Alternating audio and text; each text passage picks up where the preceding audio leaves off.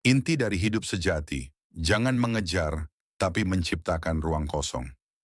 Dulu saya sering banget mikir, kenapa sih hidup ini rasanya berat banget? Kenapa setiap kita kejar sesuatu, dia malah lari? Persis kayak force and power dan konsep letting go itu, coba dek scroll materi kami di awal. Intinya simple. Kalau kamu lagi buntu, lagi mentok, jangan malah nafsu untuk ngejar solusi. Itu namanya masih main di level force, pakai kekuatan paksa. Coba deh, kuncinya utama itu adalah melepaskan. Ciptakan dulu ruang kosong di dalam dirimu, barulah inspirasi atau jawaban itu datang. Letting go itu adalah proses cleansing, membersihkan data-data lama di kepala kita supaya ada ruang untuk ide baru. Ini bukan soal pasrah, tapi soal mengalir, membiarkan solusi datang dengan caranya sendiri. Rezeki dan dimensi power versus force ini yang seringkali salah dipahami. Kalau kita bicara rezeki atau uang, ada dua dimensi yang harus kita sadari. Dimensi pertama, force. Kamu melihat rezeki ada di luar sana, makanya kamu harus kerja keras, banting tulang, mengejar dia sekuat tenaga. Tapi sadar nggak, kalau kamu ngejar, itu justru membuktikan bahwa di dalam dirimu kamu merasa kekurangan, makanya kamu ngejar. Dimensi kedua, power. Rezeki itu adanya di dalam, bukan dalam bentuk materi uang, tapi dalam bentuk rasa. Rasa berkelimpahan, abundance, dan rasa ingin melayani.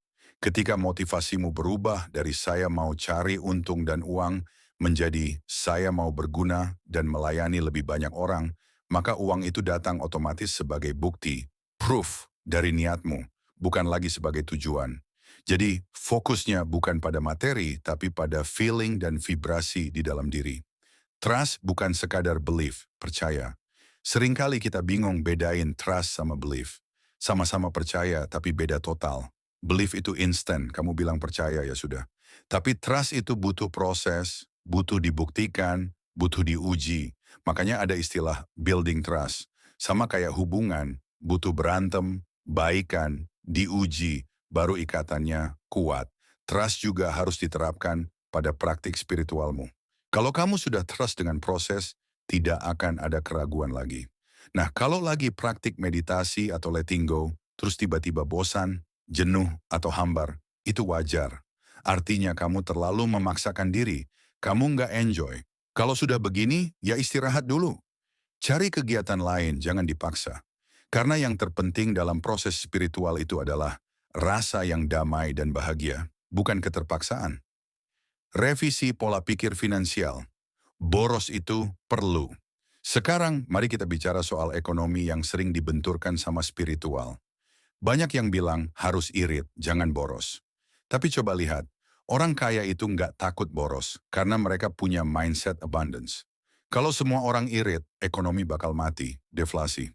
Intinya bukan boros yang ngawur tapi boros yang strategis. Kamu harus berani bayar orang lain untuk mengerjakan hal-hal yang bukan passion kamu. Kenapa? Karena waktu kamu itu jauh lebih mahal dari uang yang kamu keluarkan. Kalau kamu habiskan waktu berhari-hari untuk hal yang bukan keahlianmu, kamu kehilangan waktu untuk fokus di passionmu. Kuncinya adalah win-win. Bantu orang lain dengan membayar mereka, dan kamu fokus jadi yang terbaik di bidangmu. Aset paling berharga saat ini, skill. Masa krisis ini adalah waktu yang pas untuk review ulang dirimu. Jangan habiskan waktu cuma buat ngecek berita negatif atau konspirasi politik. Itu hanya menghabiskan energi dan waktu. Gunakan waktu ini untuk menambah skill. Skill adalah aset yang gak akan bisa diambil siapa-siapa. Kalau kamu bingung mau belajar apa, fokus ke tiga hal ini yang sangat dibutuhkan pasar. Sales and marketing. Ini kunci, karena kamu harus bisa menjual diri dan idemu. Leadership. Bagaimana cara memimpin dan mengelola tim. Financial management. Bagaimana cara kerja uang, cara investasi, dan cara mengolah uang dengan efisien. Jangan pernah berpikir instan. Semua butuh proses. Stay balanced. Jangan terlalu spiritual sampai lupa duniawi. Dan jangan terlalu duniawi sampai lupa spiritual. Dua-duanya harus jalan beriringan. Itulah indahnya hidup.